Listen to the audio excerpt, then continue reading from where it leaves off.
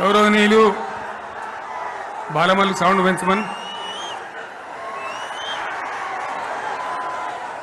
BRS రాష్ట్ర కార్యవర్గ సభ్యులు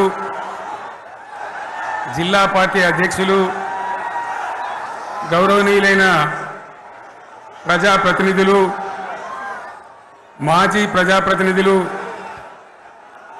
లక్షలాదిగా తరలివచ్చిన ప్రియతమ కార్యకర్తలు సైకిళ్ల మీద ఎడ్ల బండ్ల మీద పాదయాత్ర పథికులుగా అనేక పద్ధతుల్లో అనేక ప్రాంతాల నుంచి ఈ సభకు విచ్చేసిన ప్రతి ఒక్కరికి పేరు పేరున వందనం శుభాభివందనం.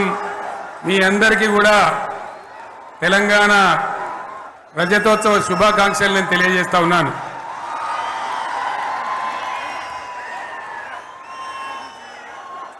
జననీ జన్మభూమిశ్చ స్వర్గాదపి గరీయస్. ఇది శ్రీరామచంద్రుడు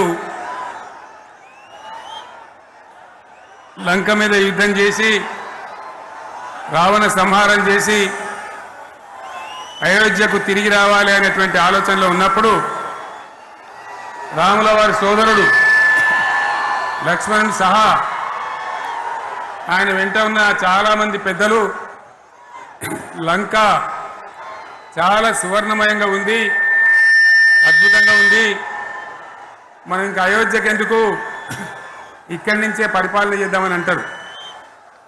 దానికి శ్రీరామచంద్రుల వారు ఒప్పుకోలేదు.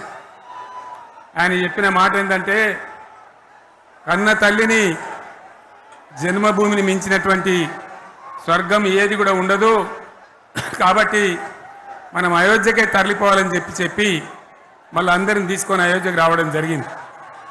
అదే స్ఫూర్తితోని చాలా గందరగోళ స్థితిలో ఉన్నటువంటి, దిక్కు తోతని స్థితిలో ఉన్నటువంటి, ఆత్మహత్యలకు ఆలవాలమైనటువంటి, వలసలకు నిలయమైనటువంటి ఒక ఘోరమైన ఆపదలో వలసవాదుల విషకౌగిలిలో చిక్కి నలిగిపోతున్న తెలంగాణ రాష్ట్రాన్ని ఎట్టి పరిస్థితుల్లో విముక్తి చేయాలని, స్వరాష్ట్రం సాధించాలని, జననిని జన్మభూమిని మించిన వేరేది లేదని చెప్పి నేను ఒక్కడిగా బయలుదేరి ఆనాడు తెలంగాణ ఉద్యమానికి శ్రీకారం చుట్టడం జరిగింది.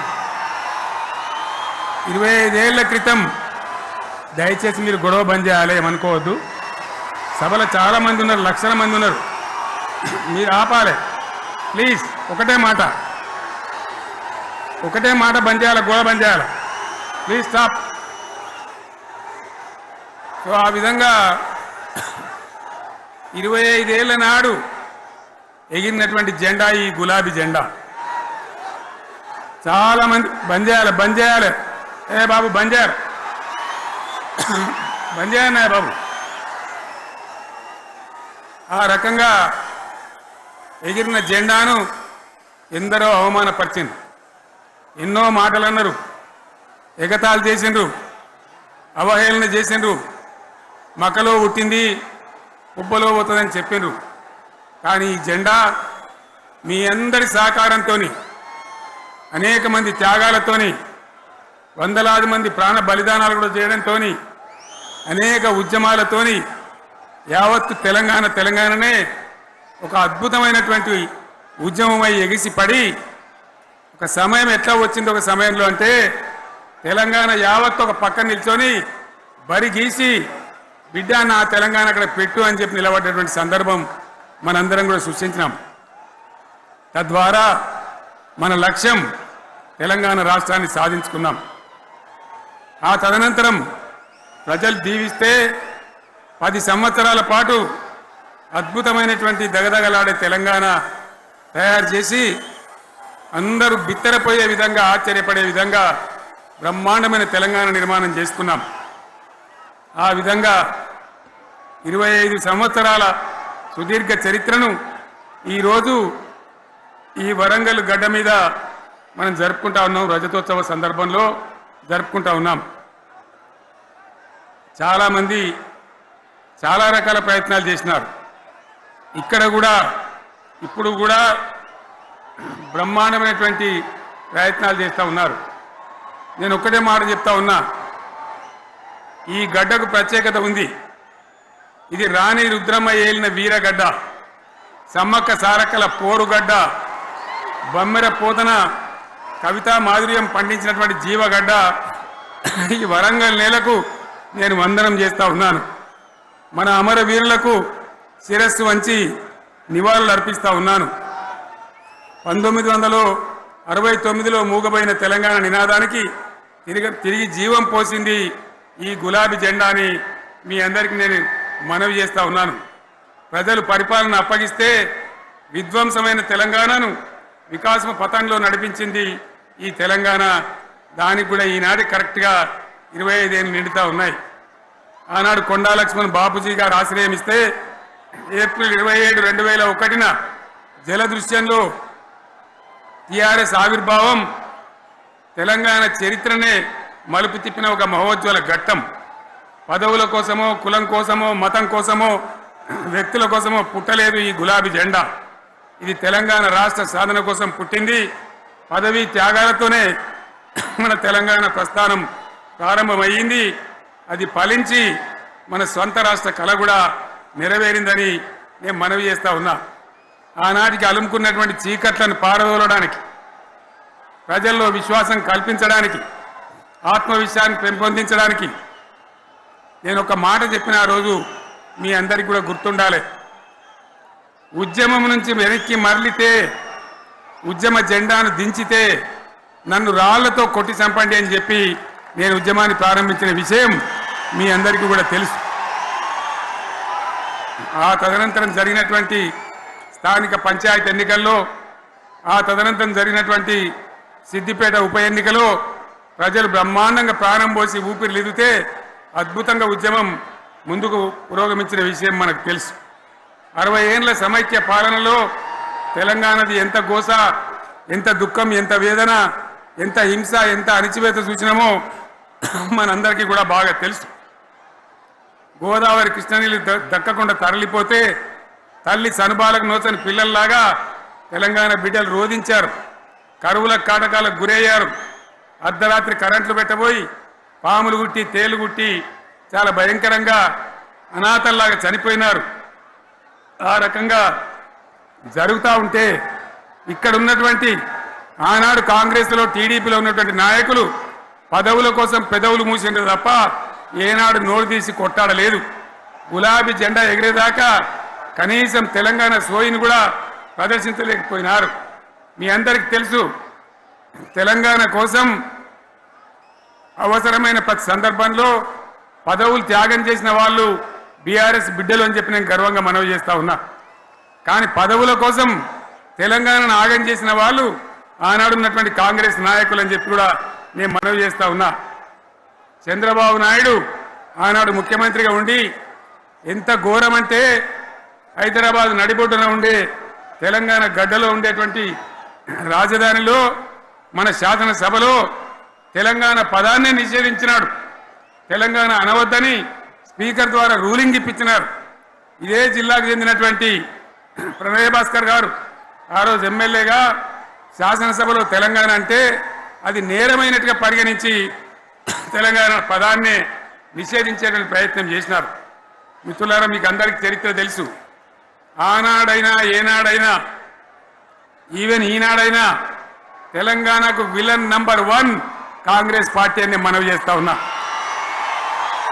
మనందరికీ కూడా తెలుసా విషయం. తెలంగాణ హైదరాబాద్ స్టేట్ పేరుతో ఉన్ననాడు ప్రజలు వద్దంటుంటే కూడా బలవంతంగా తెలంగాణను ఆంధ్రాతో కలిపిన వాళ్ళే. ఏందా బాబు, ఏందా పనిలేదా? రెడ్డి ఎవరెవరు పోండి, మీకేం పనిలేదా? ఈ 10 మంది కాదు కదా, సభ అంతా ఉంది కదా, ఉండండి, కామ్ ఉండండి, డిస్టర్బ్ చేయదు మీరు. అట్లా బలవంతంగా ఆనాడు ఆంధ్రలో విలీనం చేసింది కాంగ్రెస్ పార్టీ, జవహర్లాల్ నెహ్రూ. 69లో ఉద్యమం వస్తే 400 మంది తెలంగాణ బిడ్డలను పిట్టల్లాగా కాల్చి చంపింది ఇందిరాగాంధీ ప్రభుత్వం, ఆనాడు ఉన్నటువంటి కాంగ్రెస్ పరిపాలన. మళ్ళీ 2001 నుంచి మనం విజృంభిస్తే నంగనాచిలాగా ఇదే కాంగ్రెస్ వచ్చి మన బలాన్ని మన ఊపును చూసి పొత్తు పెట్టుకొని తెలంగాణ ఇస్తామని నమ్మబలికి మనతో పొత్తు పెట్టుకున్నది కూడా మీరు చూసినారు. మళ్ళా ఎగ్గొట్టే ప్రయత్నం చేసినారు. 14 ఏళ్ళు ఏడిపించినారు. అది మీ అందరికి తెలుసు. వాళ్ళు ఎట్టెట్లా చేస్తూ ఉంటే వాళ్ళ మోసాన్ని కప్పేయడానికి నేను ఇదే జయశంకర్ సార్ కలిసి 36 పార్టీలతోని సమ్మతి లేఖలు తెచ్చినాం. దేశ రాజకీయ వ్యవస్థను మొత్తం ఒప్పించినాం. కాంగ్రెస్ మెడలు వంచినాం. అప్పటికి కూడా ముందుకు రాకపోతే కేంద్ర మంత్రి పదవుల్లో ఉన్నటువంటి మేమందరం ఇక్కడ రాష్ట్రంలో మంత్రులుగా ఉన్నటువంటి మిత్రులు అందరం కూడా రాజీనామాలు వాళ్ళ ముఖాన కొట్టి బయటకు వచ్చి మళ్ళా ఉద్యమ జెండాలు పట్టుకున్నాం. ఆ తర్వాత కూడా కదిలిసి రాకపోతే నేను ప్రాణాలకు తెగించి చివరికి ఆమరణ దీక్షకు పొందుకున్న సంగతి కూడా మీకు తెలుసు. ఆ సందర్భంలో భయపడ్డ కాంగ్రెస్ పార్లమెంట్లో ప్రతిపక్షాలన్నీ కాంగ్రెస్ గొంతు పట్టుకుంటే అప్పుడు దిగివచ్చి తెలంగాణ కోసం ప్రకటన చేసిన విషయం మీకు తెలుసు. మళ్ళీ ప్రకటన వెనక్కి తీసుకొని మళ్ళా వెనుకకు పోయినారు. ఆ తర్వాత సకల జనుల సమ్మె కావచ్చు, సాగర హారాలు కావచ్చు, వంట వార్పులు కావచ్చు, అనేక రూపాలలో విజృంభించి మళ్ళీ భయంకరమైన పోరాటం చేసినాం. మళ్ళీ 3 ఏళ్ల తర్వాత వాళ్లకు రాజకీయ అవసరం ఏర్పడి ఆనాడు వచ్చి మళ్ళీ తెలంగాణ ఇస్తామని ప్రకటించి వాళ్ళకి ఇష్టం లేకపోయినా తెలంగాణ సృష్టించినటువంటి ఆ సుడిగాడుపులుగా తట్టుకోలేమని భయపడి తెలంగాణ ఇచ్చిన విషయం కూడా మీకు తెలుసు. తదనంతరం ప్రజలు మనకు అధికారం ఇచ్చినారు. దాన్ని మనం ఏదో అధికారం అనుభవించడానికి తీసుకోలే, బాధ్యతగా తీసుకున్నాం. ఎంత బ్రహ్మాండంగా పనిచేసినాం. రాష్ట్రాన్ని మన చేతిలో పెడితే ఎక్కడున్న తెలంగాణను ఎక్కడ తీసుకొని పోయినాం. అనేక రంగాలలో please please please please please ఒకటే మాట. ఏ బాబు ఇక్కడ నేను మాట్లాడుతున్నా, అక్కడ మీరు మాట్లాడుతున్నా, మీకు ఏమైనా అర్థం ఉన్నదా? ఏది అర్థం కావాలి ప్రజలకు? ఏం పని లేదావా? ఇదేం పద్ధతి? మీరు పార్టీ కార్యకర్తలేనా? సైలెన్స్ ఉండండి. అంతమంది నన్ను లక్షల మందిలో మీరు 10 మంది ఏందా ఇక్కడ? 10 నిమిషాలు సైలెంట్గా ఉండలేరా? చివరిలో బాగా చెప్తాం, స్లోగా అద్భుతంగా దుంకుదాం, స్టేజ్ ఎత్తు దుంకుదాం. మీరు బాధ్యత చూడాల్సింది ఏంటంటే మీరు అరవడం బంద్ చేయండి. ఇంతమంది ఉన్నారు. ఏం సీఎం పని లేదా నీకు? మళ్ళీ అందరు ఇళ్ళకి చేరుకోవద్దా? క్షేమంగా పోవద్దా? ఎక్కడెక్కడ నుంచో దూరం నుంచి వచ్చిన వాళ్ళు ఉన్నారు. 10 నిమిషాలు మీరు సైలెంట్గా ఉండండి. ముందరున్న వాళ్ళు 10 ఏళ్ళ బీఆర్ఎస్ పాలనలో ఎక్కడున్న తెలంగాణ ఎక్కడికి పోయింది? ఎన్ని రంగాలలో ఎన్ని అవార్డులు వచ్చినాయి? ఎన్ని అద్భుతమైన పనులు చేసి చూపెట్టినాం. తెలంగాణ అంటే ఒకప్పుడు వెనుకబడ్డ ప్రాంతం, ఎగతాళి చేయబడ్డ ప్రాంతం, పనికిమాలిన ప్రాంతం అని పేరు పెట్టిన ప్రాంతం. కానీ ఎన్ని రంగాలు, తలసరి ఆదాయాన్ని బ్రహ్మాండంగా పెంచినాం. 90,000 ఉన్న తలసరి ఆదాయాన్ని 3.5 లక్షల పైచీలకు పెంచుకున్నాం. జిఎస్డిపిని దేశంలో నంబర్ 1 స్థానానికి తీసుకెళ్ళినాం. తెలంగాణలో బ్రహ్మాండంగా పెండింగ్ ప్రాజెక్టులన్నీ కూడా కంప్లీట్ చేసుకున్నాం. కల్వకుర్తి కావచ్చు, నెట్టెంపాడు కావచ్చు, భీమా కావచ్చు, ఎల్లంపల్లి కావచ్చు, మిడిమానేరు కావచ్చు, అక్కడ మేఘాల మీద పనిచేసి దాన్ని అంతా కూడా కంప్లీట్ చేసి ఒక్క పాలమూరు జిల్లాలోనే 10 లక్షల ఎకరాలకు సాగునీళ్ళు ఇచ్చుకున్నాం. బ్రహ్మాండమైనటువంటి ఇరిగేషన్ ప్రాజెక్టు కంప్లీట్ చేసుకున్నాం. 3.5 లక్షల టన్నుల వడ్లు పండించే స్థాయికి తెలంగాణను తీసుకొని పోయినాం. వరంగల్ గడ్డ కోసం, ఇదే జిల్లా కోసం పెండింగ్లో ఉన్న దేవాదుల ప్రాజెక్టును కంప్లీట్ చేసి ఈ గడ్డకు నీళ్లు తెచ్చుకున్నాం. 3 ఏళ్లలో కాళేశ్వరం ప్రాజెక్టు కట్టుకున్నాం. వాగుల మీద, వంకల మీద చెక్ డ్యాములు కట్టుకున్నాం. మిషన్ కాకతీయ పేరు మీద చెరువులన్నిటి పూడికలు తీసుకున్నాం. ఒక అద్భుతమైన తెలంగాణను తయారు చేసుకున్నాం. పడావు భూములన్నీ పంట పొలాలుగా మార్చుకున్నాం. ఆనాడు బీఆర్ఎస్ పాలనలో చెరువుల నిండా జలరాశులు, రైతుల కళ్ళాల నిండా ధాన్య రాశులతోని బ్రహ్మాండంగా తెలంగాణ అద్భుతంగా పురోగమించిన విషయం మీకు తెలుసు. పంజాబ్ను తలదన్నే పంటలు పండించిన విషయం కూడా మీ అందరికీ తెలుసు అని నేను మనవి చేస్తా ఉన్నా. రైతు కష్టమేందో నాకు తెలుసు. నేను స్వయంగా రైతును కాబట్టి రైతాంగాన్ని కడుపులో పెట్టి చూసుకున్నాం. మీ అందరికి ఒక మాట చెప్తా ఉన్నా, ఈ దేశంలో షేర్షా సూరి అని ఒక రాజు ఉండే. ఆయన కాలంలోనే రెవెన్యూ సంస్కరణలు తెచ్చినారు. నేను చెప్పే మాట మంచి వినాలి మీరు. చరిత్ర పొడుగుతో చూస్తే షేర్షా సూరి నుంచి స్వతంత్ర భారతం వచ్చిన తర్వాత ప్రజాస్వామ్య ప్రభుత్వాలు కూడా రైతుల దగ్గర రకరకాల శిస్తులు వసూలు చేసినారు, రైతుల దగ్గర డబ్బులు వసూలు చేసినారు, తహసీల్ రకాలు వసూలు చేసినారు, నీటి తీరువాలు వసూలు చేసినారు. కానీ రైతును చూడాలని వాడు అందుకోలే. భారతదేశంలోనే ఎక్కడ కూడా లేని స్కీమ్. నన్ను వాళ్ళు అడగలే, ఎలక్షన్లలో చెప్పలే. నాకు నేనుగా ఆలోచించి, ప్రభుత్వమే ఆలోచించి రైతు బంధు పథకాన్ని తెచ్చినాం. చాలా బ్రహ్మాండంగా రైతు బంధు పథకాన్ని అమలు చేసినాం. రైతాంగానికి ఎటువంటి కరెంట్ ఇచ్చినాం, ఎంత అద్భుతమైన కరెంట్ ఇచ్చినాం. ఆంధ్ర వలసవాద ముఖ్యమంత్రులు ఏం మాటలు మాట్లాడినారు. తెలంగాణ వస్తే కారు చీకట్లు అవుతాయి, మీకు కరెంటే రాదు, మీకు పంటలు పండియే రాదని చెప్తే వాళ్ళ నోర్లు మూయించేలాగా ఉత్తమమైనటువంటి ట్రాన్స్ఫార్మర్ కావాలన్నటువంటి, మోటార్లు కావాలన్నటువంటి నాణ్యమైన కరెంటును 24 గంటలు సప్లై చేసినాం. రైతు ఇంట్లో కూర్చుంటే పొలాల కాడ బోర్లు దుంకినాయి. మీరందరూ కళ్ళారా చూసినారు. నాకంటే ఆ విషయం మీకే ఎక్కువ తెలుసు. అదేవిధంగా రైతులు చనిపోతే 2 ఎకరాలు 3 ఎకరాలు ఉన్న రైతులు ఏముంటుంది, వాళ్ళకి ఆదాయం ఉండదు. వాళ్ళు సస్తే బీఆర్ఎస్ రాకముందు పట్టించుకున్న నాతుడు లేడు.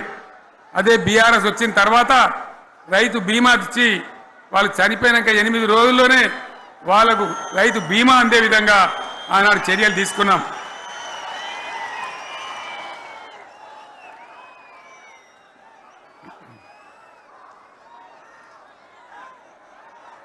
పైసలు ఎంత మంచిగా వచ్చేది, రైతు బంధు డబ్బులు ఏ విధంగా వచ్చేది. శనుకులు పడుతుంటే చకాచకా వచ్చి బ్యాంకులలో డబ్బులు పడి రైతుల సెల్ ఫోన్లు మోగుతుండే. ఆ విధంగా కడుపులో చల్లగదలకుండా రైతాంగానికి రైతు బంధు పథకాన్ని అమలు చేసుకున్నాం. రకరకాల వ్యక్తులు రకరకాల మాట్లాడినారు. జై కిసాన్ జై జవాన్ అన్నారు తప్ప వాళ్ళ సంక్షేమం ఏ ప్రభుత్వం కూడా చూడలేదు. అదేవిధంగా ధాన్యం రైతులు పండిస్తే కొన్ని 100 కోట్ల రూపాయలు ప్రభుత్వానికి నష్టం వచ్చినా ఏ విధంగా ధాన్యం కొన్నామో, ధాన్యం ఎంత బాగా కొన్నామో, వడ్లు కొంటే 3-4 రోజులనే డబ్బులు రైతుల ఖాతాలో ఎట్లా చేసినామో అవన్నీ కూడా యావత్ తెలంగాణ ప్రజలకు మీకు తెలుసు. అంతకుముందు మధ్య దళారుల పాలు ఎన్నో రకాల బాధలు, 7,500 కొనుగోలు కేంద్రాలు పెట్టి ధాన్యం ఎట్లా వేసినామో కూడా మీ అందరికీ బాగా తెలుసు. మరి ఇదంతా కూడా బ్రహ్మాండంగా జరిగింది. ఎన్నో పనులు, మిషన్ భగీరథ ఎన్నికల ప్రణాళికలు చెప్పలే, ఓట్ల ప్రచారం అప్పుడు చెప్పలే, గవర్నమెంటే చేసింది. ఇంతింత నల్లబెట్టి ప్రజలకు అందియడం జరిగింది. రైతు బంధు కానీ, రైతు బీమా కానీ, కళ్యాణ లక్ష్మి కానీ, కేసీఆర్ కిట్ కానీ, కంటి వెలుగు లాంటి ప్రోగ్రాం కానీ ఎవరు అడిగిన నన్ను ఎవరు అడగలే. అయినా మా అంతల మేమే మన రాష్ట్రం మన ప్రజలని వాళ్ళని బాగు చేసుకోవాలని చేసినాం. చెరువులలో చేపలు పెంచాలని ఎవరు అడిగిరు నన్ను, ఎవరు డిమాండ్ చేసిండ్రు. వాళ్ళకి వృత్తి పని దొరకాలని, మత్స్యకారులను ప్రోత్సహించాలని చెరువులలో చేపలు పెంచినాం. లక్షలాది గొర్రెలను పంపిణీ చేయమని ఎవరు ధర్నా చేయలే, ఎవరు అడగలే. కానీ ప్రభుత్వమే తనంతట తానే బ్రహ్మాండంగా వాళ్ళకు చేయడం జరిగింది. ప్రజల అవసరాలు ఎప్పటికప్పుడు తీర్చినాం. అంతవరకే ఆగలే.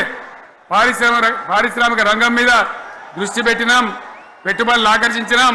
సుమారు 20 నుంచి 25 లక్షల మంది పిల్లలకు ఉద్యోగాలు ఇప్పించే ప్రయత్నం చేసినాం. 40 కోట్లు మాత్రం ఉన్న ఐటీ ఎగుమతులు 2.5 లక్షల కోట్లకు పెంచగలిగినాం.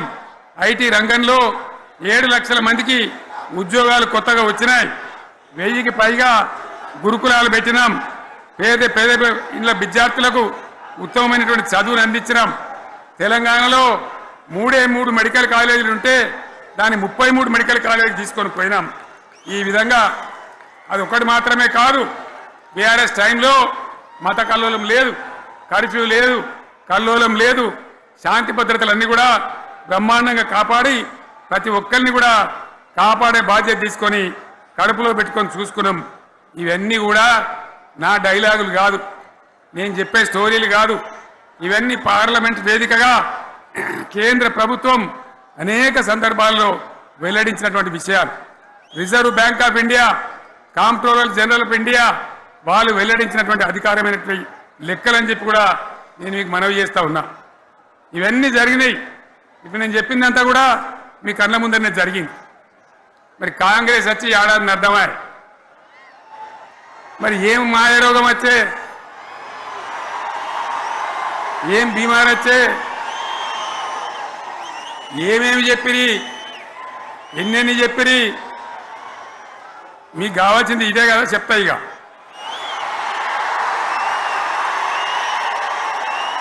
వాళ్ళ కథ చెప్పే ముందు మన కథ కూడా చెప్పాలి కదా.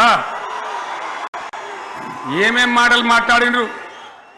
అరే మళ్ళీ సీఎం పెట్టిరా భయ్, ఎక్కడికెళ్ళి మోపోయినరా మీరు? బుద్ధి లేదా? ఆగు, ఏమైనా లుబాబు ఆగు. వద్దంటే మళ్ళీ ఏందండి ఇవాళ రాజశేఖరెడ్డి వాళ్ళు అది మనోడేనా?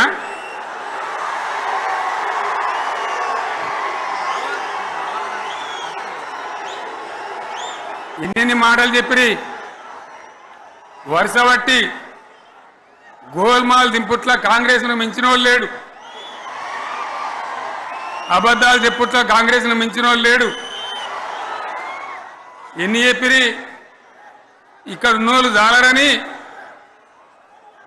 ఉన్న గాంధీలు లేని గాంధీలు డూప్లికేట్ గాంధీలు అంతా ఢిల్లీకి వెళ్ళి కూడా దిగిరి, చప్పట్లు కొట్టి డాన్సులు చేసి స్టేజీల మీద. ఒకటి చెప్పిండ్రా? ఏమిత్తాడా కేసీఆర్? రైతు బంధు 10,000 ఇస్తాడు, మేము 15 ఇస్తాం. చెప్పిండ్రా? చెప్పిండ్రా లేదా? చెప్పిండ్రా? ఈచుడు ఇచ్చుడు కాదు, చెప్పిండ్రా? 10,000కు 15,000 ఇస్తామని అన్నారా? కేసీఆర్ పెన్షన్లు 2,000 ఇస్తాడు, మేము 4,000 ఇస్తాం. చెప్పిండ్రా? ఇంకేం చెప్పిండ్రు? కేసీఆర్ ఇంట ఇద్దరుంటే ఒకరికే ఇస్తాడు, మేము ముసలోనికి ఇద్దరికి ఇస్తాం. చెప్పిండ్రా? చెప్పిండ్రా లేదా? అన్న మీరు మధ్యున్న వాళ్ళు చెప్తలేరు, చెప్పిండ్రా? ఇవన్నీ కాంగ్రెస్ వాళ్ళు చెప్పిండ్రా? చెప్పిండ్రు అన్న వాళ్ళు ఒకసారి శైలిపట్టరు దయచేసి.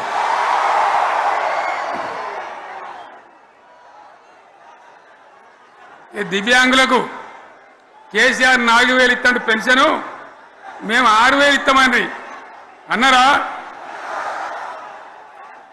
ఇక చదువుకునే ఆడిపోరగాళ్ళకు స్కూటీలు కొనిస్తామండి, కొనిచ్చారా? అన్నారైతే అన్నారు కదా. విద్యార్థులకేమో విద్యా కార్డు ఇస్తామండి, 5 లక్షల గ్యారంటీ కార్డు, బ్యాంక్ కార్డు ఇస్తామండి. ఇట్లా ఎన్ని మాటలు చెప్పారు?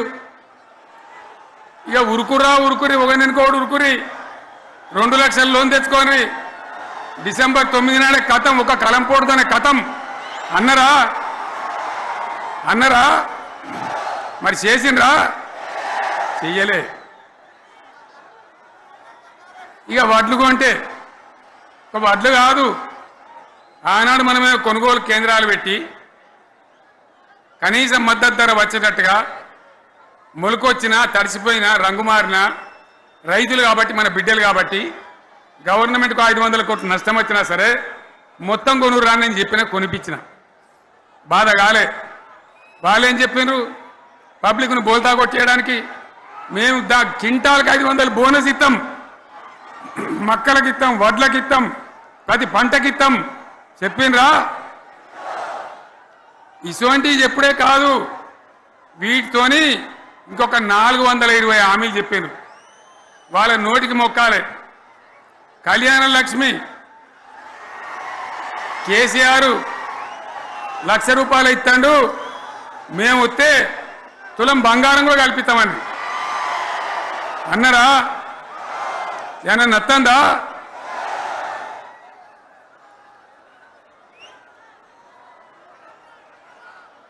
ఇక హామీలు ఇచ్చుడు కాదు, పెద్ద పెద్ద బుక్కులు వంచి ఊరూరికి వంచారు. ఇక సిగ్గులేక ఊళ్ళ పంట తిరిగి బాండ్ పేపర్లు రాసిచ్చారు. బాండ్ పేపర్లు ఇంటింటికి తిరిగిండ్రు. చెప్పిండ్రా? చాలా మంది అడిగిండ్రు. మరి మీరు అడ్డగోలు చెప్తున్నారు, అడ్డం పొడుగు చెప్తున్నారు, ఎటువంటి అడ్డ చెప్తున్నారు, యాడికెళ్ళి ఇస్తారా భయ అని అడిగాను. పేపర్ వాళ్ళు అడిగాను. ఇప్పుడు ఆర్థిక మంత్రి ఉన్నాయన టీవీలలో చెప్పిండు, ఆయన ఇస్తాం చేసి చూపిస్తాం, మాది పేద పార్టీ, 120 ఏళ్ళ అనుభవం ఉన్న పార్టీ, మమ్మల్ని మించిన సిపాయిలు లేరు అని ఒకటి జబ్బలు తెరిచే, ఒకటి మెడలు తెరిచే డైలాగులు కొట్టి మేము ఇచ్చేస్తామన్నారు. ఇచ్చిండ్రా? ఇయ్యలే. రుణమాఫీ చేయలే. మధ్యలో పార్లమెంట్ ఎలక్షన్ వచ్చినాయి. అప్పుడు నాకు కాలు ఇరిగింది. మెంటుకుంటున్నాం మళ్ళీ నేను బయలుదేరిన. ఆ దెబ్బకి ఏం చేసిండ్రు? తెలంగాణలో ఎన్ని దేవుళ్ళు ఉన్నాయో అన్ని దేవుళ్ళ మీద ఒట్లు పెట్టుకున్నారు. పెట్టిండ్రా? బహిరంగ సభలలో ఆడిడ కూడా కాదు. ఇన్ని మాటలు చెప్పి ప్రజల్ని ఏమార్చింది. ఒక ఉచిత బస్ అని పెడితే అది జుట్లు పట్టుకొని కొట్టుకుందానికి మనకత్తాను తప్ప ఏమనికి ఉపయోగపడ్డది లేదు. ఆ మహిళలే అంటారు మాకు ఎందుక ఉచిత బస్ దరిద్రం, మాకు అవసరమే లేదు అంటాను. అటువంటి ఒక్క పథకం పెట్టి ఇక ఇప్పుడు మళ్ళీ పెద్ద నోరు పెట్టుకొని వాళ్ళే మాట్లాడతారు. అంటే అంటే మాట్లాడతారు, అబద్ధాలు చెప్తారు. మాట్లాడితే బీఆర్ఎస్ వాళ్ళ మీద నింద, మాట్లాడితే కేసీఆర్ మీద నింద. ఇది ఒక అలవాటు చేసుకొని ఎవరికి నోరుంటే వాంతే లెక్క అనే పద్ధతిలో అడ్డమైన మాటలు మాట్లాడుతూ చాలా ఘోరంగా మోసం చేస్తూ ఉన్నారు. ఎట్లున్నదంటే కాంగ్రెస్ వాళ్ళు చెప్పింది చాలా సిపాయిలం, మా అంత సిపాయి లేడంటే జనం నమ్మితిమి, ఆశపడ్డాం కదా, నమ్మి బోల్తా పడ్డాం కదా, గల్లంత అయినాం కదా. ఒక ఊళ్ళే మొలక నాట్లేసే టైం వస్తే అలుకుడు చేస్తాను, బడ్డాలుతాను. మొలకకు అలుకుడు చేస్తాం కదా, తుకాలు పోయేమా పెద్ద మొగోడని ఒకరిని పిలిచిరట. మొగోడని మొలకాల్చడానికి పిలిస్తే ఎలుక పిల్లని చూసి ఎల్లంకర పడ్డాడు. ఇక మా అంత సిపాయిలు లేరు, మేము తెచ్చే ఇస్తాం, 6 సందమామలు పెడతాం, 7 సూర్యులు పెడతాం అని నమ్మబలికి ప్రజలను దగా చేసి మంచిగున్న తెలంగాణ నాగం పట్టించి ఓట్లు వేయించుకొని ప్రజలను మోసం చేసిండ్రు, దగా చేసిండ్రు. ఈ మాట నిజం, మీ అందరికి తెలుసు. ఇవాళ ఏం మాట్లాడతారు? మమ్మల్ని ఎవరు నమ్ముతలేడు, మాకు అప్పు ఉడతలేదు, యాడికెళ్ళి తెచ్చేయాలి అని ఇప్పుడు మాట్లాడుతున్నాం. అప్పుడేమో మాకు అపారమైన అనుభవం ఉంది, మేము చేస్తామన్నారు. ఒక్క మాట చెప్తున్నాం మిత్రులారా, ఇక్కడ నోళ్ళం మనమే కాదు, నా ప్రసంగం టీవీలలో వినేటువంటి కోటాను కోట్ల మందికి కూడా నేను మనవి చేస్తా ఉన్నా. ఇంత మోసం ఉంటుందా? ఇంత దగా ఉంటుందా? ఓట్లయితే రాని అవతల పడదామని ముచ్చట్నా? ఎంతవరకు ఇది కరెక్టు? తెలంగాణ ఎంత మంచిగా పోయేది, ఇప్పుడు బొందలు పడగొట్టినరా? ఎంత ఘోరమైనటువంటి ఫలితం మనం చూస్తున్నాం. ఇవాళ ఏం జరుగుతూ ఉంది? మళ్ళీ అన్ని మోపైనాయి. ఇక దుకాణం పెడతామన్నారు, లొల్లు పెట్టిండ్రు, బొబ్బ పెట్టిండ్రు. ఇక ఓట్లయినాక ఎత్తడు, తవ్వడు, మోయాడు. బాయి పడతాం జోరుగా చెప్తే 6 నెలల ఏమయ్యారంటే ఇక ఆయనతో రేపు అవుతుంది, ఎల్లుండి అవుతుంది, సంక్రాంతికి అవుతుంది, దీపావళికి అవుతుంది, మార్చి 31కి అవుతుంది. మార్చి 31 లేదు, మన్ను లేదు, ఏది కూడా చేసింది లేదు. మొత్తం ఆర్థిక పరిస్థితిని దెబ్బతీసింది. తెలివి తక్కువ పనితోని, అవివేకం వల్ల, అజ్ఞానం వల్ల పరిపాలన చెయ్యరాక సర్వనాశనం చేసింది. రాష్ట్ర ఆర్థిక పరిస్థితి ఎంత మంచిగా ఉండే, ఎంత బాగా పోతా ఉండే. మేము కష్టపడి కడుపు కట్టుకొని నోరు కట్టుకొని సంవత్సరానికి 10 నుంచి 15 వేల కోట్ల ఆదాయం పెంచినాం. అనేక రివ్యూ మీటింగులు చేసినాం. ఎంత బాగా తీసుకొని పోయినాం, తెలంగాణను ఎట్లా తయారు చేసినాం, ఆ విధంగా తీసుకొని పోయినాం. ఇలా ఒక్క మాట మీరు అందరూ ఆలోచన చేయాలి. ఇక్కడ ఉన్న వాళ్ళు కానీ నా మనసు బాధ అవుతుంది, నా మనసు కాలుతుంది, ఇబ్బంది అవుతుంది. నా కళ్ళ ముందటనే తెలంగాణ ఇట్లా కావడం నాకు దుఃఖం కలిగిస్తూ ఉంది. నేను ఆవేదనతో చెప్తున్నా ఈ మాట. ఒక్క మాట మీరు అందరూ ఆలోచన చేయండి. తెలంగాణలో భూముల ధరలు ఎట్లుండే?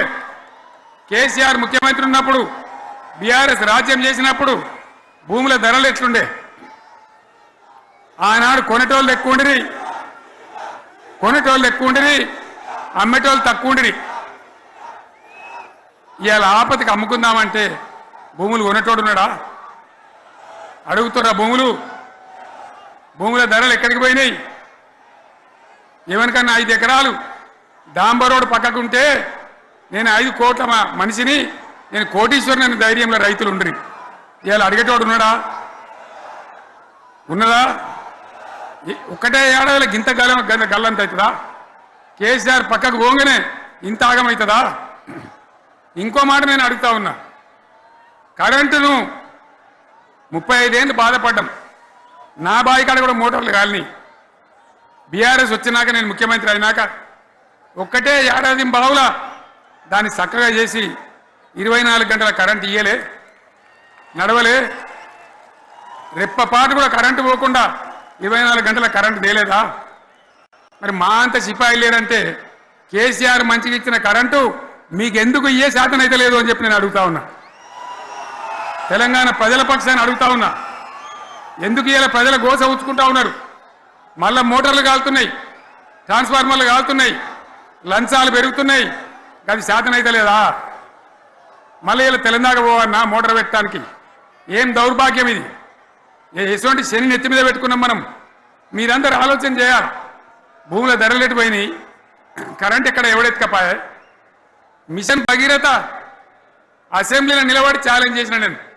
5 ఏళ్ల లోపల ప్రతి ఇంట్లో నల్లా పెట్టి నీళ్ళు ఇవ్వకపోతే మళ్ళా ఎలక్షన్ల పార్టీ మేము నిలవడం, ఓట్లు అడగము అని చెప్పిన నేను.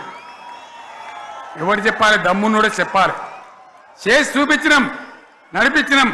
ప్రతి ఇంట్లో నల్లా పెట్టినాం. కృష్ణా గోదావరి నీళ్లు తెచ్చి ప్రతి ఇంటి ముందర దుంకిచ్చినాం. అది మీరందరూ దానికి సాక్ష్యం.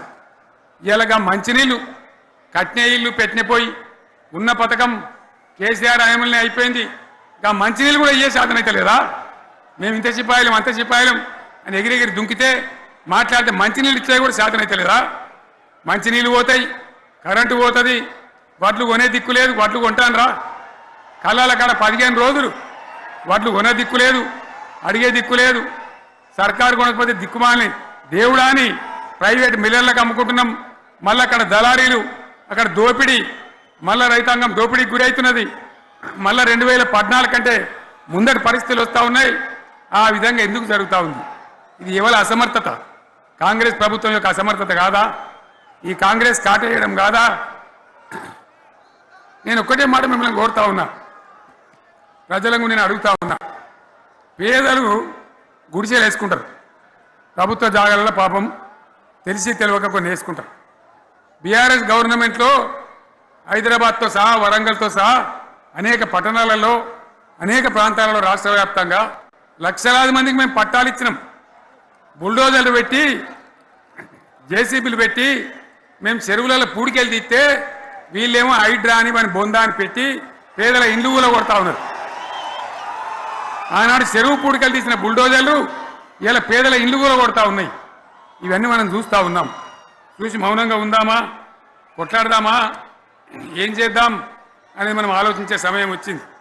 దేశాన్ని నంబర్ 1 స్థాయిలో నిలబెడితే ఇవాళ 14వ స్థాయికి 15వ స్థాయికి తీసుకొని పోయినారు. నా కళ్ళ ముందన్న గిట్ల జరుగుతుంది, ఇంత మాయల్యమే అవుతుంది, ఇంత మోసం చేస్తారని నేను కూడా అనుకోలే. ఇలా చాలా బాధ కలుగుతూ ఉంది, చాలా దుఃఖం కలుగుతూ ఉంది. ఇంకా ముందరికి పోవాల్సిన తెలంగాణ ఇలా వెనుకగా అయిపోతున్నా ఉన్నది. మళ్ళా ఎవరు దీనికి కారణం? ఈ దుర్మార్గులు కాదా? నిలబెట్టి ఖచ్చితంగా అడగాల్సిన అవసరం ప్రజలకు లేదా? అడగాలి. ఎందుకోసం? టైం ఇవ్వాలని మేము కూడా టైం ఇచ్చినాం. ఏమంటారు? మీకేసినట్టు మాకేసినరా ఓట్లు, మాకు ఏడాదైనా టైం ఇయ్యరా, ఏడాది అర్థమైన టైం ఇయ్యరా, మీకు కన్నేదిరా అని అంటారు. కాబట్టి నేను నోరు తెరవలే, బయటికి రాలే. కృష్ణా జలాల మీద గడబడి జరిగితే ఒక్కసారి అక్కడ నాయకులు తీరికపోతే నల్లగొండలో పోయి ఒక గర్జన చేసి వచ్చినా కానీ నేను ఎక్కడ బయటికి రాలే, మాట్లాడలే. కానీ ఏడాది అర్థం అయిపోయింది, ఇంకేం పాడైంది? పువ్వు పుట్టంగానే పరిమళిస్తుంది అన్నట్టు ప్రభుత్వం కథ తెలియదా? ఇంకేమున్నా వీళ్ళకి టైం ఎక్కడిది? వీళ్ళు ఏం చేస్తారు? చివరి 6 నెలలు అయితే ఎలక్షన్ అయినాయి. వీనికి ఉన్న టైం 2.5 ఏళ్ళు. ఈ 2.5 ఏళ్ళలో వీళ్ళు చేస్తారు, మనం బతికి ముందర పడతామా? అందుకోసం ప్రజానీకం, మేధావులు, తెలంగాణ ప్రజలు దయచేసి అందరూ ఆలోచన చేయాలి. ప్రతి వాళ్ళు కూడా ఆలోచన చేసి దీనికి పరిష్కారం ఏందో కనుక్కోవాలి. మేధావితో పనిచేయాలి. ఆవేశంతో కాదు. ఆవేశంతో మనం నినాదాలు ఇస్తే కాదు, ముళ్ళును ముళ్ళుతోనే తీయాల. యాడ ఒడగొడుతున్నామో గాన్నే వెతకాలి. ఎక్కడ జారిపోయిందో ఆన్నే మళ్ళీ దొరకబట్టాలి. ఆ నైపుణ్యం, ఆ స్థాయి ఇవాళ రావాలి. మళ్ళీ ఇప్పుడు ఏం చేస్తారు? మాట్లాడితే బీఆర్ఎస్ మీద బదనం. ఇక వశమైతే లేదు రాని భూములు అమ్మకానికి పెడతామంటు. అమ్మచ్చు, అత్యవసరమైతే కొన్ని అమ్మచ్చు. ప్రజలకు అవసరం లేని ఉంటే, విలువ వచ్చేది ఉంటే, ప్రజల పనుల కోసం కొన్ని అమ్మచ్చు. కానీ ఏదమ్మాలి ఏదమ్మద్దనే విచక్షణ ఉండాలి కదా. యూనివర్సిటీలు అమ్ముతారా? ఇవాళ హైదరాబాద్ యూనివర్సిటీ అమ్ముతున్నారు, రేపు ఉస్మాన్ యూనివర్సిటీ అమ్ముతారు. విలువైన భూములు లేని ఇట్లా కథం పట్టుకుంటూ పోతే ఏమైనా మిగులుతుందా? కాబట్టి ఇది పద్ధత, ప్రభుత్వం నడిపించే విధానమా? వీళ్ళు ఏ విధంగా గోల్మాలు దింపుతున్నారో దయచేసి ఆలోచించాలని చెప్పి నేను మీ అందరిని కూడా కోరుతా ఉన్నా. ఒక్కొక్క ట్రిప్పు నేను యాదగిరి గుట్టకు పోతే అలా ఎకరానికి 10 లక్షల వాల్యూ పెరుగుతుండే. మరి ఇవాళ ఏమవుతా ఉంది? ఇవాళ ఏం జరుగుతూ ఉంది? మీరందరూ కూడా ఆలోచన చేయాలని కోరుతా ఉన్నా. ఇవాళ రాజ్యం నడపశాతగాక ఎల్లెంకల పడి రాష్ట్రాన్ని ఆర్థికంగా దివాలు తీసి పిచ్చి పనులన్నీ వేసి ఇవాళ అడ్డం పొడుగు మాట్లాడుతూ ఉన్నారు. అన్ని రంగాలలో ఫెయిల్ అయిపోయింది. ఏ ఒక్క ఈ హుస్నాబాద్ ఇప్పుడు నేను రాగా చూసుకుంటూ వచ్చిన ఆనాడు కష్టపడి ఈ హరీష్ రావు ఇరిగేషన్ మంత్రిగా ఉన్నప్పుడు ఇలా గౌరెల్లి ప్రాజెక్టు కట్టినాం. 90% పూర్తయింది. గౌరెల్లి ఇరిగేషన్ ప్రాజెక్టు ప్రజలకు సంజాయించి భూములు తీసుకొని ఆనాడు తిరిగి 90% పూర్తి చేసినాం. ఏడాది అర్థమైతే తట్టడి మన్ను తీస్తాను రా. పాలమూరు పథకం 80% కంప్లీట్ అయింది. ఎందుకు దాన్ని పెండింగ్లో పెడుతున్నారు? ఎందుకు దాన్ని పూర్తి చేస్తలేరు? ఈ విధంగా చిన్న మాట, చాలా చిన్న మాట. కేసీఆర్ కిట్టు పెట్టినాం, లక్షాధికారుల కోసం పెట్టినాం, కోటీశ్వర్ల కోసం పెట్టినాం. ఎవరి కోసం పెట్టినాం కేసీఆర్ కిట్టు? పేద ప్రజల కోసం, గ్రామీణ ప్రాంతాల్లో ఉండేటువంటి పేద ప్రజల కోసం పెట్టినాం. ఆడపిల్లగానే 13,000 ఇచ్చినాం, మగపిల్లగానికైతే 12,000 రూపాయలు ఇచ్చినాం. ఆ వాహనాలు పెట్టి, అమ్మఒడి వాహనాలు పెట్టి వాళ్ళని తీసుకెళ్ళి ప్రసవాలు చేయించి వాళ్ళకి మందులు ఇచ్చి ఫ్రీగా ఉచితంగా చేసి బ్రహ్మాండంగా ప్రసవం చేయించి మళ్ళీ ఇంటికాడ తెచ్చి దించినాం. గది బంద్ చేస్తారా ఎవరన్నా? ఎందుకు బంద్ చేయాలి? ముఖ్యమంత్రులుగా పనిచేసే వాళ్ళకు గాంభీర్యం ఉండాలి, ధైర్యం ఉండాలి. రాజశేఖర్ రెడ్డి అనే ముఖ్యమంత్రి ఉండే, నేను చెప్తా ఉన్నా మీ ముందు ఇయ్యాల. ఆయన ఆరోగ్యశ్రీ అని ఒక పథకం తెచ్చిండు. నేను ముఖ్యమంత్రి అయిన తర్వాత అడిగిన, హెల్త్ డిపార్ట్మెంట్ని పిలిచి అడిగిన, ఇది ఏం పథకమయ్యా బాగుందా అంటే, సార్ మంచిగుంది, ప్రజలకు లాభం అవుతుందని చెప్పింది. నేను చెప్పిన ఆ పథకాన్ని అట్లే పెట్టండి, ఆ పథకాన్ని మార్చకండి, ఆ పథకం అట్లే ఉండాలని చెప్పిన. అక్కడ చెప్పడం కాదు, నేను అసెంబ్లీలో చెప్పిన. ఇది మా స్కీమ్ కాదు, కాంగ్రెస్ గవర్నమెంట్ ప్రారంభించింది, దాని పేరు కూడా మేము మారుస్తలేం, కానీ కొనసాగించాలని చెప్పినాం, కొనసాగించినాం. అది మీ అందరికి తెలుసు. ఇలా వీళ్ళు కేసీఆర్ ఆనవాళ్ళు లేకుండా చేస్తాం, కేసీఆర్ ముచ్చట లేకుండా చేస్తారా? ఇవాళ మనం కూడా సభ పెట్టుకుంటే ఎన్ని అడ్డంకులు దానికి. ప్రైవేట్ స్కూళ్ళు బస్సులు ఇస్తే వాళ్ళకు నోటీసులు ఇవ్వడం, అడుగడుగున ఆర్టీఏ అధికారులను పెట్టి పోలీసులను పెట్టి ట్రాఫిక్లు జామ్ చేయడం. ఇప్పుడు కూడా సభకు రావాల్సిన వాళ్ళు 1,50,000 మంది బయటనే ఆగిపోయింది. ఇటు హనుమకొండ దిక్కు, అటు హుజరాబాద్ దిక్కు, ఇటు సిద్దిపేట దిక్కు 3 రోడ్ల మీద కూడా జాములున్నాయి. నేను అడిగిన నాయకులు ఏంది అంటే, ఇబ్బంది అవుతుంది సార్, రానిత్తలేరు, మధ్యలో ఇబ్బందులు కలిగిస్తున్నారు, కొన్ని లారీలు తెచ్చి అడ్డం పెట్టారు పనికిమాలని అని చెప్పి జామ్ అయిపోయి అక్కడనే ఆగిపోయింది. నేను అన్న ఇంకో అర్ధగంట ఆగి మాట్లాడదామంటే మా వాళ్ళంతా ఉండి, లేదు మనోళ్ళు దూరం పోవాలి, ఇక రానోళ్ళు ఎట్లా అందరూ మనం మాట్లాడి సభ ముగించాలని చెప్తే నేను వేదిక మీదకి వచ్చిన. ఇన్ని అడ్డంకులు, ఇంత కడుపు ఆపుతారా? బీఆర్ఎస్ సభలను ఆపుతారా? ఈ ప్రపంచనాన్ని ఎవడాపుతాడు? ఆగబడితే ఆగుతుందా? నేను ఒక్క మాట పోలీసు మిత్రులకు మనవి చేస్తా ఉన్నా. ప్రజాస్వామ్యంలో ప్రజలకు అడిగే హక్కు ఉంటుంది, తప్పకుండా అడుగుతారు ప్రజలు. ఈ అడిగే హక్కును సోషల్ మీడియాలో బీఆర్ఎస్కు సోషల్ మీడియా వారియర్స్ ఉన్నారు, వాళ్ళు బ్రహ్మాండంగా పనిచేస్తున్నారు, ఖచ్చితంగా అడుగుతున్నారు ప్రజల తరఫున. ఇంత అన్యాయం జరుగుతుంటే చూడలేక సోషల్ మీడియాలో పనిచేసే తెలంగాణ బిడ్డలు ఇది ఏమన్యాయమే ఎట్లా అని చెప్పి ప్రభుత్వాన్ని ప్రశ్నిస్తూ ఉన్నారు, ప్రజలకు మద్దతుగా నిలబడతా ఉన్నారు. వాళ్ళ మీద కేసులు, వాళ్ళని పట్టకపోవడు. పోలీస్ సోదరులను నేను అడుగుతా ఉన్నా, మీరెందుకు దునుకులాడుతుండ్రే? మీకేమక్కడ వచ్చింది? మీకు ఒక్కటి చెప్తున్నా నేను, గ్యారంటీగా పోలీసు మిత్రులారా, ఇవాళ పోయి రాత్రి మీ డైరీలలో రాసుకోండి, మీ డైరీలలో రాసి పెట్టుకోండి. 100కు 100% ఇలా తెలంగాణ చెలరేగిన పరిస్థితికి మళ్ళా వచ్చేది బీఆర్ఎస్ గవర్నమెంటే. అది ఎవరు కూడా ఆపలేడు, అది ఎవరి తరం కాదు, ఎవరి వశం కాదు. మీకు తెలియదా? మీరు పోలీసు ఉద్యోగాలు చేస్తున్నారు, మీరు చదువుకోలేదా? మీకు కూడా విజ్ఞానం ఉంది కదా? వీళ్ళు దొంగ వాగ్దానాలు చేయలేదా? ప్రజలను మోసం చేయలేదా? ప్రజాస్వామ్యంలో ప్రజలకు అడిగే హక్కు లేదా? మీరెందుకు కేసులు పెడుతున్నారు? నాకు అర్థం కాదు. మీరెందుకు దునుకులాడుతున్నారు? మీరెందుకు బలైతారు? రేపు మీకు రాజకీయాలు ఎందుకు? మీ డ్యూటీ మీరు చేయండి. మేము బీఆర్ఎస్ ఎప్పుడు శాసనాన్ని ఉల్లంఘించాం, చట్టాలను ఉల్లంఘించాం. అయినా నేను ఒక్క మాట మళ్ళీ చెప్తా ఉన్నా, మీకు ఆల్రెడీ చెప్తా ఉన్నారు పార్టీ నుంచి, ఎక్కడ ఎవరిని మీ మీద అన్యాయం కేసులు పెట్టినా మన టీఆర్ఎస్ లీగల్ సెల్ వీరులు ఉన్నారు, మీరు భయపడే అవసరం లేదు. న్యాయస్థానాలని అక్కడ పోరాటం చేద్దాం. మీకు అండగా కేసీఆర్ ఉంటాడు, బీఆర్ఎస్ ఉంటుంది, అందరం ఉంటాం. ఇక ఈడికెళ్ళి నేను కూడా ఊకోను, నేను బయలుదేరతా. యాన్ దాకైనా మంచిదే. ఎవరెవరి సంగతి ఏందో, ఎవరైనా లెక్క ఏందో అన్ని కూడా లెక్కలు తీద్దామని మనవి చేస్తా ఉన్నా. ఈ రకంగా మనం ముందు పోవాలి. ఒక్క మాటలను ఉన్నదా? ఇవాళ ఈ ప్రభుత్వం, ఈ కాంగ్రెస్ నయవంచక ప్రభుత్వం సంక్షేమంలో ఫెయిల్, మంచినీళ్ళలో ఫెయిల్, పొలాలకు నీళ్ళు ఇవ్వడంలో, సాగు నీళ్లలో ఫెయిల్, కరెంటు సరఫరాలో ఫెయిల్, రైతు బంధులో ఫెయిల్, విత్తనాలు ఎరువులు సరఫరాలో ఫెయిల్. ఫెయిలేనా? ధాన్యం కొనుగోళ్లలో ఫెయిల్, పల్లెలు పట్టణాల అభివృద్ధిలో ఫెయిల్, భూముల ధరలు పెంచడంలో ఫెయిల్. మరి దేంట్లో పాస్ అయిండు? ఎటు పడితే అటు ఒర్రుడు, దేవుళ్ళ మీద ఒట్లు పెట్టుడు, అబద్ధ వాగ్దానాలు చేసుడు.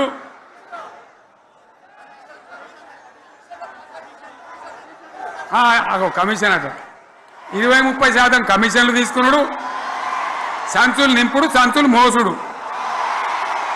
అంతేనా? కరెక్టేనా ఈ మాట? అన్నా కరెక్టేనా? నేను చెప్పి అన్ని ఫెయిల్ అయిందా ఈ ప్రభుత్వం? నిజమైతే ఒకసారి చేతులు లేవటరు దయచేసి, స్టేజ్ మీద లేవటరా? ఫెయిలేనా? ఈ మాట 20%, 30% కమిషన్లని నేను అంటలేను. ఎవరన్నారు?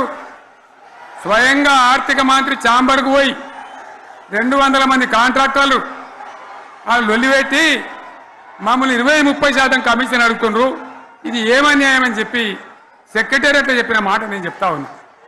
ఈ విధంగా మాజీ సర్పంచులు పాపం వాళ్ళు పనిచేసిన మా బిల్లులు ఇవ్వమనంటే వాళ్ళ గోస ఉచ్చుకుంటా ఉన్నారు. వాళ్ళేం పాపం చేసిండ్రు? ఈ విధంగా ఘోరం. ఇంకా ఈ అందానికి ఏం మాట్లాడతారు? కేసీఆర్ నువ్వు రా అసెంబ్లీకి, నీ కాయగూరు ముచ్చట్లు తింటానికా? పిల్లలు అడిగితేనే మీరు జవాబు చెప్తలేరు, ఉన్నట్టు నిలబెడితే ఆ ఆర్థిక మంత్రి అసెంబ్లీలో లేచి 20% కమిషన్ తీసుకుంటాను కేటీఆర్ మాట్లాడితే ఆయన లేచి భుజాలు తడుముకుంటాడు. నీకెందుకు బాధ? నువ్వు తీసుకుంటేనే నీకు బాధ ఉండాలి కదా. లేచి పేదలు ఉల్లి పెడతా ఉన్నాడు ఆయన అసెంబ్లీలో. ఈ విధంగా చాలా గందరగోళంగా అవివేకంతో అజ్ఞానంతో చాలా ఘోరం చేసి అడ్డమైన మాటలని చెప్పింది. దాంతో మనం కూడా గోల్మాలైపోయినాం. తీర్థం పోదాం తిమ్మక్క అంటే వాడు గుల్లే మనం సల్లే. ఆ గతికి తెచ్చింది ఇలా ప్రజల గతి. మరి మనం కూడా ప్రజలు కూడా ఆలోచన చేయాలి. ఆవేశం కాదు. గాడిదలకు గడ్డేసి బలరకు పాల్పడితే వస్తాయా? మరి ఇప్పుడు ఏం చేయాలో ఆలోచించాలి. ఓ తమ్ముడు అన్నాడు హైదరాబాద్లో ఆయన ఇల్లు కూడా కొడితే, కేసీఆర్ అన్నా యాడున్నావు నువ్వు రావాలి, కత్తి వాంచేతలు పడితే యుద్ధం నన్ను చేయమని పడుతుంది. అంతేనా? ఇది కూడా విచారించాలి ప్రజలు. మీకు అర్థం కావాలని నేను చెప్తా ఉన్నా. అందుకే ఓడగొట్టుకున్న కాడనే వెతుక్కోవాలి. మీ వెంట బీఆర్ఎస్ ఉంటుంది, మీ వెంట కేసీఆర్ ఉంటాడు. 100% మళ్ళా తెలంగాణ విజయం సాధించాలి, గులాబీ జెండా ఎగిరేయాలి, అద్భుతమైన తెలంగాణను మళ్ళీ సాధించాలి. ఇక బీజేపీ కథ 11 ఏళ్ళ రాజ్యం చేయబట్టి తెలంగాణకు 11 రూపాయలు ఇచ్చిండ్రా? వాటిదే బబ్రాజమానం భజగోవిందం, శుష్క ప్రియాలు శూన్యాస్తాలు తప్ప ఏమి ఇయ్యలే. 157 కాలేజీలు పెడితే మెడికల్ కాలేజీలు ఒక్కటన్నా తెలంగాణకు ఇచ్చిండ్రా? ఒక ప్రాజెక్ట్ కన్నా జాతీయ హోదా ఇచ్చిండ్రా? ఇక కాంగ్రెస్ వాడు ఇట్లా అంటే బీజేపీ వాడు అట్లా, ఏది లేదు. ఇక ఉల్టా మనయే ఖమ్మంలో 7 మండలాలు గుంజుకున్నారు, సీలేరు ప్రాజెక్టు గుంజుకున్నారు. నరేంద్ర మోడీ మాట్లాడతాడు, ఏం మాట్లాడతాడు? తెలంగాణ వచ్చిందిరా అని తెలంగాణలో సంతోషపడితే తల్లిని చంపి బిడ్డను బతికిచ్చిండ్రు అంటాడు. ఎన్నోసార్లు అంటాడు, ఒక్కసారి కాదు. ఈ విధంగా అది కూడా మనం అనిపించేది కాదు. ఈ సందర్భంలో ఒక మాట బీజేపీ అంటే నాకు జ్ఞాపకం వచ్చింది. ఇవాళ కేంద్ర ప్రభుత్వం కగార్ అనే ఆపరేషన్ పేరు మీద ఛత్తీస్గఢ్లో యువకులను గిరిజనులను ఊచకోత కొత్తా ఉన్నారు. అది ధర్మం కాదు. వీళ్ళు ఏమవుతున్నది? నక్సలైట్లు ప్రతిపాదన పెడుతున్నారు, మేము ప్రభుత్వం దగ్గరకు వచ్చి చర్చలు చేయడానికి సిద్ధంగా ఉన్నాము అంటున్నారు. నేను కోరుతా ఉన్న కేంద్ర ప్రభుత్వాన్ని, బలమున్నది కదా అని చంపుకుంటా పోవుడు కాదు, అది ప్రజాస్వామ్యం కాదు. ఆపరేషన్ కగార్ వెంటనే ఆపేయండి. వాళ్ళని పిలిచి, ఆ నక్సలైట్లను పిలిచి డెమోక్రటిక్ స్పేస్ ఇచ్చి చర్చలు జరపండి. వాళ్ళు ఏం మాట్లాడతారో చూడండి. అది కూడా నల్లనా తెల్లనా దేశం ముందరికి రాని. కానీ అట్లా కాదు, మొత్తం ఏరి పారెత్తాం, కోసి పారెత్తాం, నరికి పారెత్తాం అంటే మిలిటరీ ఉన్నది మీ దగ్గర కొడతారు. కానీ ప్రజాస్వామ్యం అనిపించుకోదు. ఈ మాట ఢిల్లీకి ఉత్తరం పంపిద్దామా? మీరందరూ సపోర్ట్లు కొడితే తీర్మానంగా భావించి దాన్ని కేంద్రానికి పంపిద్దాం.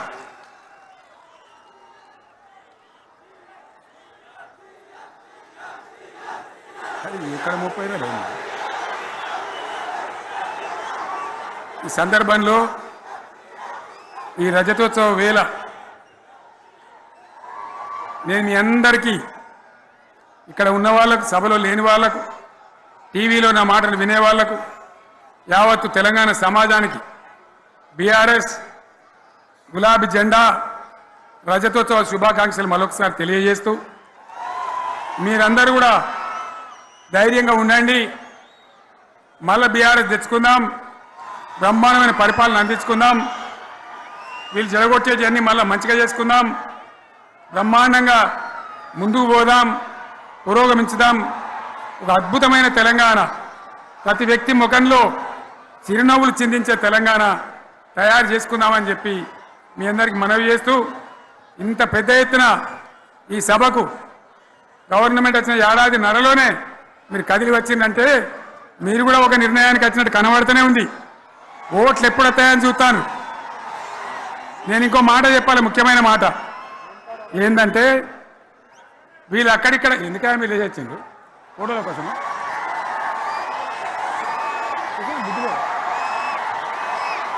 ఒక మాట చెప్పాలి, ఏంటిది? ప్రభాకర్ రెడ్డి అని మా ఎమ్మెల్యే ఉన్నాడు, దుబ్బాక ఎమ్మెల్యే. ఆయనతో ఎవరో హైదరాబాద్లో మాట్లాడితే, అన్న ఇంకా 3 ఏళ్ళు భరించాను ఈ గవర్నమెంటు అని మాట్లాడింది. ఆయన మాట చెప్పిండు విలేకరులు. అలా చూసారా మా గవర్నమెంట్ పడగొడతారట. మేమెందుకు పడగొడతాం రా భయ్? మాకేమైనా కాల్చేరు గులగులో పెట్టినాయా? మేమా కిరికిరి పని చెయ్యం బిడ్డ. మీరే ఉండాలి. ఓట్లు తీసుకున్నారు, చక్కగా పని చేయకపోతే మీ ఈపులు ప్రజలే సాఫ్ చేస్తారు. అంతే కదా? మేము పడగొట్టాం, మీ గవర్నమెంట్ పడగొట్టాం. ఎందుకంటే మీ సంగతి ఏందో మా సంగతి ఏందో ప్రజలకు పూర్తిగా అర్థం కావాలి. గులాబీ సైనికులకు నాది ఒక్కటే మాట, మనం ఏనాడు మనం పుట్టిందే పదవులు త్యాగం చేసి, పుట్టిందే రాష్ట్ర సాధన కోసం, స్వార్థం కోసం మనం పనిచేయలే. మీ అందరి నాయకులను కార్యకర్తలను నేను కోరేది ఒకటే, తెలంగాణ సమాజం అద్భుతంగా పురోగమించేదాకా మనం పనిచేస్తూనే ఉండాలి. గవర్నమెంట్లో ఉన్నా ప్రతిపక్షంలో ఉన్నా ప్రజల పక్షాన ఉండాలి, ప్రజలకు అండగా ఉండాలి, ప్రజల సమస్యల మీద పోరాటం చేయాలి, వాళ్ళకు అండదండలుగా ఉంటూ పురోగమించాలి. అదే మన కర్తవ్యం. అందులోనే మనకు అన్ని పదవులు వస్తాయి. అది పెద్ద ఇష్యూ కాదు. ఎన్ని వేల మంది మనోళ్ళు ఎంత బ్రహ్మాండంగా ముందుకొచ్చారు. కాబట్టి మీరందరూ కూడా ఆ విధంగా రావాలి. లాస్ట్ మాట, ఈ సభ నిర్వహించినటువంటి మిత్రులు పోచంపల్లి శ్రీనివాసరెడ్డి గారికి, వినయ్ భాస్కర్ గారికి, పెద్ది సుదర్శన్ రెడ్డి గారికి, రవీంద్రరావు ఎమ్మెల్సీ గారికి, వారికి నేను ధన్యవాదాలు చెప్తా ఉన్నా. ఇక్కడ భూములు ఇచ్చి బ్రహ్మాండంగా ఆదరించిన ఈ ఎల్కతుర్తి చుట్టుపక్కల గ్రామాల ప్రజలకు కూడా, రైతులకు కూడా నేను ధన్యవాదాలు తెలియజేస్తా ఉన్నా. ఈ రజతోత్సవ శుభాకాంక్షలు మీ అందరికీ మరొకసారి తెలియజేస్తూ నేను మీరు సెలవు తీసుకుంటా ఉన్నా. జై తెలంగాణ, జై తెలంగాణ, జై తెలంగాణ. ధన్యవాదాలు. ఇక ఇప్పుడు లొలిపెట్టరా పై, బాగా లొలిపెట్టారు.